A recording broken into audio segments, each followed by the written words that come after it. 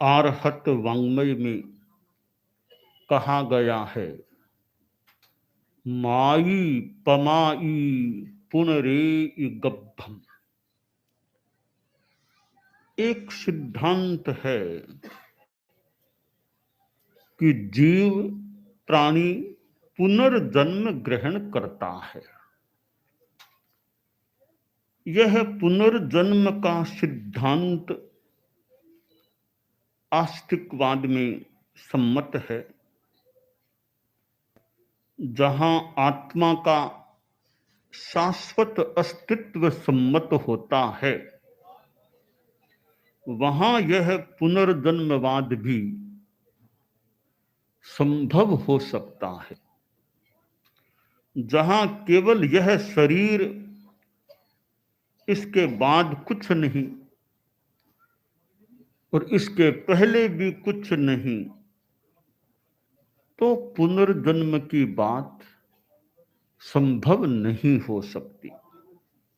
और पुनर्जन्म है तो पूर्व जन्म भी अपने आप सिद्ध हो जाता है। जिसका पुनर्जन्म हुआ है उसका पूर्व जन्म तो हो ही गया। पुनर्जन्म के सिद्धांत के साथ कर्मवाद की बात भी जुड़ी हुई है कि प्राणी जैसा कर्म बंध करता है, उसके अनुसार उसका आगामी जन्म, आगे का जन्म होता है। आचरण अच्छा है, कर्म अच्छा बंधा है, तो संभव है आगे का जन्म अच्छा हो। खराब कर्म बंधे हुए हैं तो संभव है आगे का जन्म दुर्गति के रूप में भी हो जाए। तो आदमी दुराचरण कदाचार से बचे, सदाचार के पथ पर चले। कोई यह प्रश्न उठाए कि पुनर्जन्म है, इसका क्या प्रमाण है, सबूत क्या है, कैसे मान लें कि पुनर्जन्म होता ही है? तो प्रति प्रश्न हमारी ओर से यह हो सकता है कि इसका आपके पास क्या प्रमाण है? पुनर्जन्म होता ही नहीं है, इसका आपके पास क्या प्रमाण है? तो प्रमाण अगर हमारे पास नहीं भी है तो आपके पास कौन सा प्रमाण है, वो हमको बताइए। या तो आपकी बात हमें बताओ कि पुनर्जन्म नहीं होता, हम उसको सुनने की चेष्टा करें। प्रमाण हो तो बताओ। तो पुनर्जन्म होता ही नहीं है, इसका क्या प्रमाण हो सकता है? कोई इस विषय का विद्वान हो तो भले कोई चर्चा करे तो करे, बाकी लगता मुश्किल है कि पुनर्जन्म नहीं ही होता इसको कोई सिद्ध कर दे। पुनर्जन्म होता है, होता ही है, इसको भी सिद्ध करने में मान लें कठिनाई आ जाए तो क्या करें? कि पुनर्जन्म है ही यह भी कहना कठिन है, नहीं ही है यह भी कहना कठिन है, तो क्या करें? इस विषय में, इस समस्या के संदर्भ में एक श्लोक संस्कृत भाषा में प्राप्त होता है। एक रास्ता दिखाया गया है। श्लोक इस प्रकार है, संदिग्धेपि परे लोके त्याज्य मेवा शुभम बुधई कार्यमेव शुभम बुधई यदि नास्ति ततः किं स्यात् अस्ति चिन्नास्तिको हतः। कवि ने कहा, सुंदर बात बताई कि ठीक है, परलोक के बारे में आपके मन में संदेह है कि परलोक है क्या पता या नहीं है ये भी कैसे कहें, तो निश्चय नहीं कर पा रहे हैं परलोक है अथवा नहीं।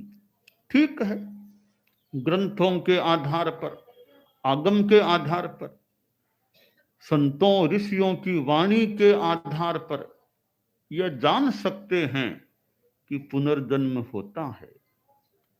फिर भी मान लो ग्रंथों पर भी इतना भरोसा न करें। क्या पता कैसे लिखा, क्यों लिखा, कब लिखा, किसने लिखा, ऐसी कोई शंकास्पद स्थितियां हो सकती हैं। तो यह रास्ता दिखाया गया कि परलोक है अथवा नहीं है। तुम एक काम करो, गलत कार्यों से बचो, अशुभ कार्यों से जिंदगी में बचो और शुभ कार्य करते रहो। परलोक है तो तुमको अच्छा फल मिल जाएगा, खराब फल से बचोगे। परलोक नहीं भी है तो तुम्हारा क्या नुकसान हुआ? खराब काम नहीं किए, शांति से जीवन जिया, अच्छे काम किए, अच्छी बात है। तो परलोक है तो भी गलत काम नहीं करना ठीक है, अच्छे काम करना ठीक है। परलोक नहीं है तो भी अच्छे काम करना अच्छा है, गलत काम नहीं करना अच्छा है। इसलिए बस दो ये त्याज्यमेवा शुभम बुधई कार्यमेव शुभम बुधई, कि अशुभ को छोड़ो, शुभ को पकड़ो, शुभ को करो, शुभ कार्य करते रहो। एक आचार्य जी थे और संतों के अनुशासता थे। संतों के साथ, चारित्रात्माओं के साथ विहार यात्रा कर रहे थे। थोड़ा शरीर भारी था, चलने में कुछ तकलीफ भी पड़ती, फिर भी अपने ढंग से विहार यात्रा कर रहे थे। एक कोई आदमी आचार्य जी के पास आया और बोला कि गुरुजी,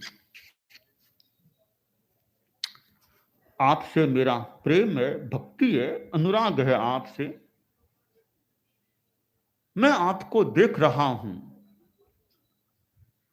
कि आप यात्रा कर रहे हो, पैदल चल रहे हो, तकलीफ पाते हो, रात को खाना पीना नहीं, और ये पैरों से चलना भी, आपका स्वास्थ्य भी, थोड़ा शरीर भी भारी है तो कुछ तकलीफ पड़ती होगी।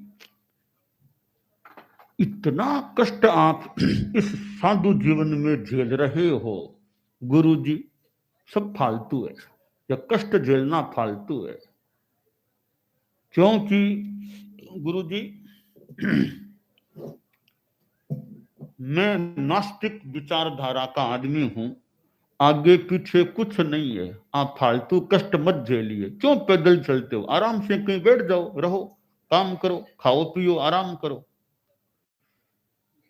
आगे कुछ नहीं है, आप इतना ये तपस्या का कष्ट मत झेलो। आचार्य जी भी यूं श्रुतधर ज्ञान संपन्न थे। किस आदमी को कैसे समझाना ये भी तरीका होता है। तो आचार्य जी बोले कि ठीक है, आप कई बार हमारे पास आते हो, आपका हम संतों से थोड़ा प्रेम कर दें, अनुराग कर दें है, तो मेरी एक बात है कि आपने कहा कि आगे पीछे कुछ नहीं है, क्यों आप फालतू कष्ट पाते हो? देखिए, हम साधु हैं, बहुत शांति का जीवन जी रहे हैं, कोई विशेष तनाव नहीं, चिंता नहीं, आत्मिक आध्यात्मिक आनंद में रहते हैं, चलते हैं। तो चलना कौन सा बुरा है? डॉक्टर भी कहते हैं थोड़ा चला करो और मॉर्निंग वॉक, तो हमारे तो मॉर्निंग वॉक भी हो जाती है, चलते हैं तो वो सहज में मॉर्निंग वॉक हो जाती है, सुबह सुबह चल लेते हैं। ठीक है, ज्यादा लंबा न चले, सही 8 किलोमीटर चल लो, 10 चल लो, 7 चल लो, तो मॉर्निंग वॉक भी हो गई, यात्रा भी हो गई। तो चलना इतना कौन सीखा? फिर भी थोड़ा बहुत कष्ट पड़ता तो पड़ता, क्या खास बात है। और आप देखिए, आप लोग गृहस्थ हैं, आप क्या शांति में सुख में हैं क्या? बोला गुरु जी सुखी तो हम नहीं है, हमारे तो बहुत चिंता है, इधर उधर की बातें बहुत रहती है।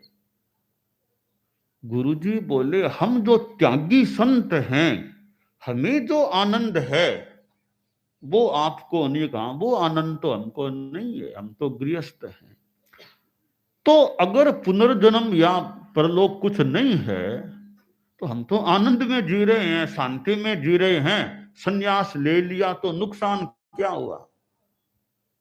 अच्छा देखिए जी, आपका सिद्धांत है कि पुनर्जन्म नहीं होता, आप नास्तिक हो, अपने आप को नास्तिक कह रहे हो ना, तो आपकी बात अगर सही हो जाए तो मैं तो सोचता हूं भी हम तो शांति में जी रहे हैं, आपकी बात सही भी हो जाए तो हमारा नुकसान खास कुछ नहीं, हम तो शांति का मनुष्य जीवन जी रहे हैं। पर हमारा सिद्धांत है कि पुनर्जन्म है। अगर हमारा सिद्धांत सही है, मरने के बाद कर्मों का फल आगे भोगना पड़ेगा, तो आप लोगों का क्या होगा? बोला गुरुजी माफ करो, बस माफ करो, हम तो पापी लोग हैं। अगर आपका सिद्धांत सही निकल गया कि पुनर्जन्म है और कर्मों का फल मिलेगा, हम पर तो जूते पड़ेंगे, दरबे पड़ेंगे, इतने पड़ेंगे धरती भी नहीं झेल पाएगी, हम तो पापी लोग हैं। तो आचार्य जी बोले कि बस ठीक है, आपका अपना विचार होगा, आप चाहो तो और विस्तार से चर्चा कर लूं कि मैं बताऊं कि कैसे यह पुनर्जन्म की बात सही होने की संभावना है। कभी टाइम हो तो आप चर्चा करना, वरना संक्षेप में यही बात है आज की तो, कि पुनर्जन्म है तो ठीक, नहीं है तो ठीक है, हम तो आनंद में जी रहे हैं, हमने साधुपना लेकर के क्या नुकसान का काम किया? क्यों? और हमारी तो विश्वास की बात है, पुनर्जन्म है, हम तो उस हिसाब से चल रहे हैं। तो आदमी को जीवन अच्छा जीना चाहिए। तो पूज्य आचार्य तुलसी ने अनुव्रत आंदोलन को आगे बढ़ाया। तो अनुव्रत है आंदोलन, जैन अजैन कोई भी हो, कि छोटे छोटे नियम लो, जीवन अच्छा जियो। कोई कह दे मैं जैन नहीं तो अनुव्रति कैसे बनूं? भले बन जाओ। अनुव्रति बनने के लिए अनुव्रत आंदोलन के नियम लोगे तो जैन बनना कोई जरूरी नहीं है, आप अनुव्रति बन जाओ। कोई कह दे मैं तो धर्म कर्म को नहीं मानता, मैं तो कम्युनिस्ट हूं, मैं तो पुनर्जन्म को भी नहीं मानता, आत्मा को कुछ इनको मानता नहीं, क्या मैं अनुव्रति बन जाऊं? भले बन जाओ, कोई बात नहीं। आप पुनर्जन्म को मानो मत मानो ये अलग विषय है। अनुव्रति तो इस जीवन की बात है, यह जीवन तो है ही सामने। इस जीवन को अच्छा रखने के लिए छोटे छोटे नियम ले लो। मैं नशा नहीं करूंगा, मैं निरपराध की हिंसा नहीं करूंगा, या मैं और यह पर्यावरण को प्रदूषित करने का प्रयास अवांछनीय रूप में नहीं करूंगा, मैं सांप्रदायिक सहिष्णुता रखूंगा, उन्माद में नहीं जाऊंगा, हत्या मार काट इनमें नहीं जाऊंगा। ऐसे छोटे छोटे नियम ले लो, यह जीवन आपका अच्छा रहे।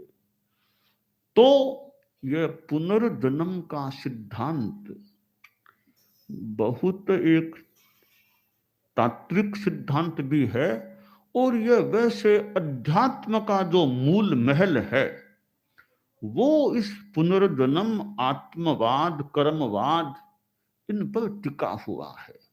कि आत्मा है तो अध्यात्म का विशेष महत्व है, आत्मा है ही नहीं फिर अध्यात्म का इतना महत्व नहीं है। कर्मवाद है तो तपस्या का, साधना का मूल्य भी, कर्म कटे निर्जरा हो आत्मा शुद्ध बने। कर्मवाद कर्म है ही नहीं तो फिर क्या तपस्या की जरूरत है? पुनर्जन्म का सिद्धांत है वो उसको मान करके ही चलना चाहिए। भी मैं इस प्रकार का जीवन जीऊं कि आगे पुनर्जन्म हो, है, ये मान के चलो ताकि आगे भी मेरा अच्छा रहे। तो यह अध्यात्म का जो सिद्धांत है, दर्शन का सिद्धांत भी हो सकता है कि जन्म के बाद पुनः जन्म भी होता है जब तक मोक्ष न हो जाए। तो इस पुनर्जन्म के सिद्धांत को हम समझ करके और ये है या हो सकता है ऐसा मान करके अपने जीवन की शैली का निर्धारण करें। जीवन अच्छा जिए कि जीवन में दया रखो, अनुकंपा रखो। किसी को बिना मतलब तकलीफ क्यों देना? दूसरों पर दया करना मानो खुद पर दया करना है। तुलसी दया न पार की दया आपकी हो कि हम किसी को नहीं मारेंगे तो हमारे तो वो पाप कर्म फिर क्यों बंधेंगे? तो घट में दया, जब तक प्राण है जीवन में दया का भाव रहे, अहिंसा का भाव रहे। यह अहिंसा की चेतना है, वो हमारी आत्मा को भी अच्छी बनाने वाली होती है। हिंसा अधर्म है, पाप है हिंसा करना, और अहिंसा धर्म है। अहिंसा अच्छा तत्व है। हिंसा में अशांति, हिंसा दुख का कारण है, अहिंसा सुख और शांति का कारण है। तो परम पूज्य आचार्य महाप्रज्ञ जी ने अहिंसा यात्रा पहले की थी। गुजरात, महाराष्ट्र, मध्य प्रदेश कई जगह यूं पधारे थे। तो वह अहिंसा की जो बात है वो मानो शाश्वत तत्व है। अहिंसा सब्बे पाणा ने हंतब्बा एस धम्मे धुए निये सासए। कोई भी प्राणी हंतव्य नहीं है इस सृष्टि का। यह अहिंसा धर्म है, ध्रुव है, निश्चित है, शाश्वत है। तो ये अहिंसा भगवती है। पुनर्जन्म का सिद्धांत कि पुनर्जन्म अच्छा हो, जब तक पुनर्जन्म हो अच्छा हो तो अहिंसा के रास्ते पर चलो। सीधी सी बात है, अहिंसा संयम तप, इस रास्ते पर चलो। जैन है कि अजैन है वो एक अलग विषय है, पर अहिंसा संयम तप यह जीवन में है तो मानना चाहिए आत्मा का कल्याण होना ही है। अहिंसा संयम तप नहीं है तो कोई नाम का जैन हो जाए और कोई बन जाए, पूरा नाम होने से क्या होगा? कार्य वो होगा तो होगा। नाम बदलने से क्या होगा? कि नाम परिवर्तन करा लो। नाम परिवर्तन का कोई कहीं अपेक्षा हो तो बना, नाम बदलने से क्या होगा? काम बदलो, काम अच्छा करो, जीवन को अच्छा रखो तो कल्याण हो सकेगा। तो यह धर्म का जो सिद्धांत है, परम पूज्य आचार्य भिक्षु जो मारवाड़ से हुए थे, मारवाड़ में कंटालिया गांव, कंटालिया उधर बगड़ी, उधर सिरियारी, तीनों मारवाड़ के ये क्षेत्र हैं जो आचार्य भिक्षु से जुड़े हुए हैं। कंटालिया उनका जन्म स्थान है और बगड़ी उनका अभिनिष्क्रमण का स्थान भी है, पहले की दीक्षा का स्थान भी है। और सिरियारी महाप्रस्थान अनशन का स्थान है, महाप्रयाण का स्थान है। तो मारवाड़ के ये तीन क्षेत्र, कंटालिया, बगड़ी और सिरियारी, जो पास पास हैं, बहुत दूर नहीं है आपस में, और आचार्य भिक्षु से जुड़े हुए हैं। तो ये क्षेत्र जैन श्वेतांबर तेराम पंथ और आचार्य भिक्षु के इतिहास से जुड़े हुए ऐतिहासिक स्थान हैं कि जो हमारे प्रथम अनुशास्ता, प्रथम आचार्य, परम पूजनीय आचार्य भिक्षु से जुड़े हुए हैं। और सिरियारी तो बहुत प्रसिद्ध स्थान बन गया है, कितने कितने लोग वहां जाते भी होंगे। तो ये स्थान है, स्थान से भी बड़ी बात है काम कैसा। आचार्य भिक्षु ने कार्य किया, कार्य विशेष बात होती है। स्थान तो ठीक है, कोई जन्म स्थान किसी का, कोई किसी का, वो स्थान है। स्थान से बड़ी बात है आदमी जीवन में कार्य क्या करता है। हम कार्य अच्छा करें, आचरण अच्छा करें, भावों को अच्छा रखें तो हमारे कर्म भी बंधे, वो अशुभ न बंधे। फिर पुनर्जन्म भी हो तो दुर्गति में न जाना पड़े। तो पुनर्जन्मवाद भी एक धर्म का, अध्यात्म जगत का या दर्शन जगत का कहते हैं एक महत्वपूर्ण सिद्धांत।